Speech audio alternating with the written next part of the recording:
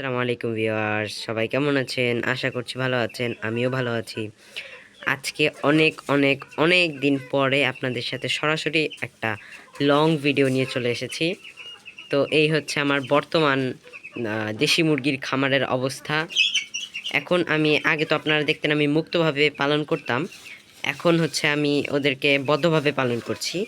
আমি এরকম একটা জায়গায় এই যে উপরে নেট দিয়ে নিয়েছি, ওইখানে মুরগির ঘর রয়েছে, ওখানে ওরা থাকে সারাদিন, এখানে ওই ঘোরাফেরা করে।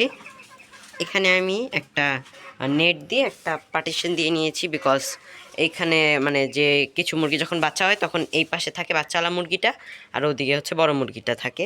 আর এই যে হচ্ছে গেট দেখতে পাচ্ছেন, মানে যদি বের হয়ে দেখাই তাহলে এরকম দেখাবে দেখতে। এই উপরে নেট দেওয়া রয়েছে। এই যে মুরগির আমার পুরা একদম খামারটা। এখন আপনারা তো আমার এই সাদা মুরগিটাকে আগেই দেখেছেন। এই মোরগটা হচ্ছে মানে অনেকটাই পুরনো হয়ে গেছে মোরগটা। এই যে একটা কালো মোরগ বাচ্চা দেখছেন, এবং পিছে ওই যে একটা খোপের উপর একটা লাল মুরগি, আর তার সামনে একটা কালো মুরগি, এই দুইটা হচ্ছে। আর এই যে এই কর্নারের এই লাল কালারের বাচ্চাটা, এরা হচ্ছে আমার সেকেন্ড ব্যাচের বাচ্চা, আমার খামারে হওয়া সেকেন্ড ব্যাচের বাচ্চা। আর ওই সাদা যে মুরগিটা, ওই মুরগিটার হচ্ছে বাচ্চা ওরা। আর ওই যে সাদা মুরগিটার সাথে যে একটা লাল বাচ্চা দেখতে পাচ্ছেন, ওটা হচ্ছে ওর থার্ড ব্যাচের বাচ্চা।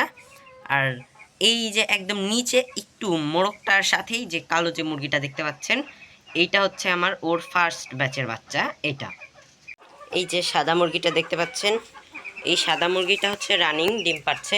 তো এইবার আমি ইনশাল্লাহ আপনাদের ওর কুচে বসা থেকে শুরু করে বাচ্চা ওঠা পর্যন্ত একটা ভিডিও এবার দেওয়ার চেষ্টা করব।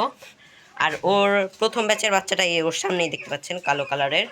তো এই মুরগিটাও খুবই শীঘ্রই ডিম দেবে। ওর ডিম দিলে আমি অবশ্যই আপনাদেরকে জানাবো। আজকের ভিডিওটা কেমন লাগলো আমাকে সবাই কমেন্ট করে জানাবেন। ভিডিওটা ভালো লাগলে একটা লাইক করে দিবেন, চ্যানেলটার পাশে থাকবেন। আজকের মতো বিদায় নিচ্ছি, আল্লাহ হাফেজ।